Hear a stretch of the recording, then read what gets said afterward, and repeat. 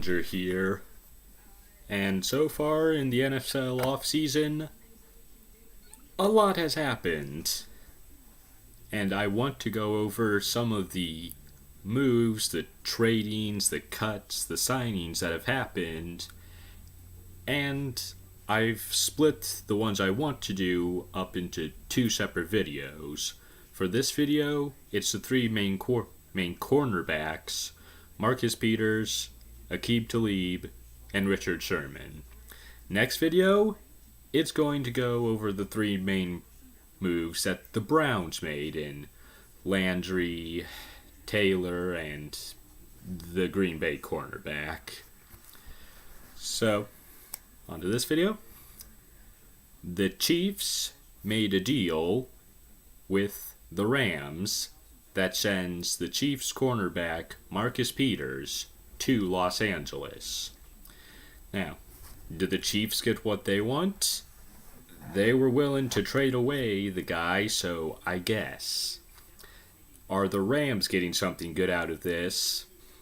I think so, yes. Marcus Peters is young, and he is extremely talented. And in fact, I think he's so young that he's still on his rookie contract, so not only is he young and talented, but he's also cheap. And you'll be able to structure his contract deal, if it's about to expire, on your terms for sure. So there is no issue with it there, and they really didn't give up that much. I think it was a fourth round pick they gave up, which for one of the best young cornerbacks in the league, I'll take that. There are some people just have concerns over his character. I personally don't have those. I saw the flag throwing thing. I see his issues. And to me, he's just a fiery personality. And while that sometimes results in things you really don't want, it's not exactly bad. It's not toxic. It's not destroying your locker room. And in fact, he won't turn into a problem player at all unless there is that toxic player on the same team, especially if that player's on the defense. But luckily, the Rams would never, ever bring in someone like that. And that brings us to Talib, the thug who never left the ghetto behind. This guy is forgetting things you're supposed to learn in preschool. Like, just because you're angry doesn't mean you poke someone in the eye, or just because you're angry doesn't mean you rip someone's possessions, or break their possessions. These are things you learn in preschool. If you have siblings, you learn them before preschool. Talib, that's a problem player. That is extremely fiery. But is it really toxic? Because, sir, he goes for bad shots a bit too often. But is that really affecting his locker room? Yes. And I can pretty much prove that. Because he was on the Broncos while Manning was there. Obviously, they won Super Bowl 50 with him and Manning. The next season, Talib was the same player back then that he is now. The difference was that there was Manning around back then. After Manning left, there was a leadership void. Someone had to fill it. And it turns out that it's usually the squeaky wheel that fills that void. And Talib was that squeaky wheel, because before, when Peyton Manning was running the show, Talib was the only hard hitter, cheap shot, probably shouldn't have him around player on defense. After Manning left, that was pretty much everyone. So I know for a fact that this guy was toxic. He was extremely talented. There's no doubt about that, and there's no doubt the Rams are getting a good player. but he is toxic. So hopefully the Rams defense already has a leader who can sit him down and just say, no, you are going to stay the hell away from my guys.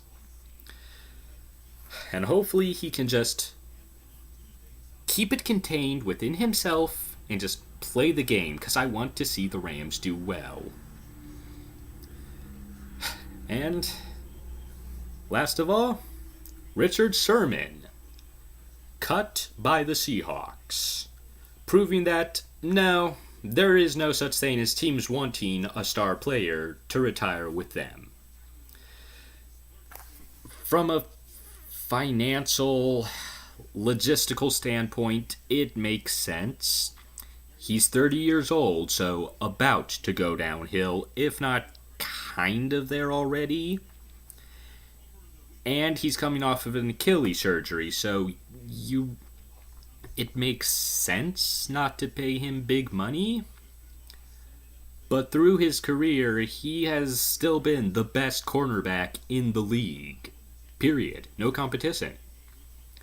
And even when he was going a little bit downhill last season and through parts of this season, he was still a really good cornerback. Maybe not number one that season, but he was still an elite talent.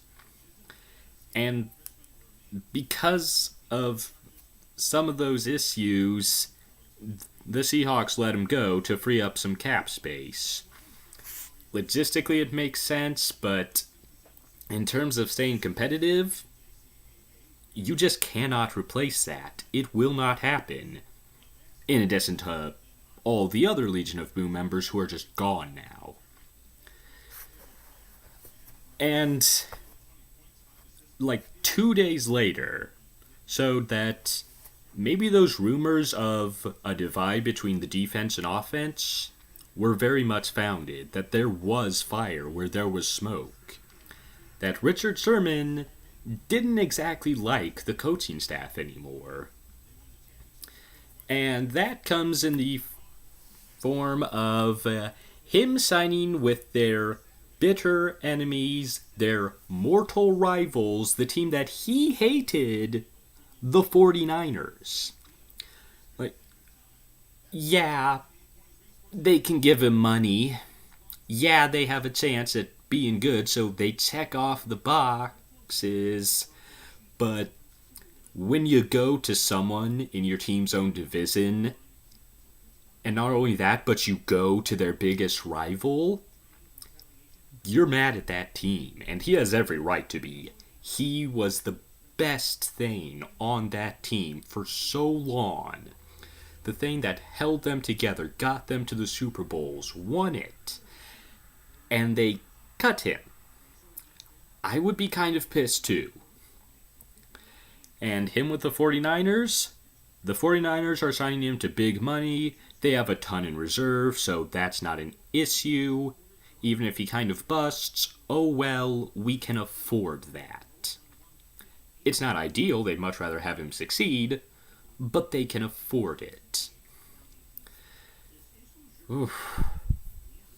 There have been some big moves this free agency, and one thing I just realized is with all three of those cornerbacks, they have something in common.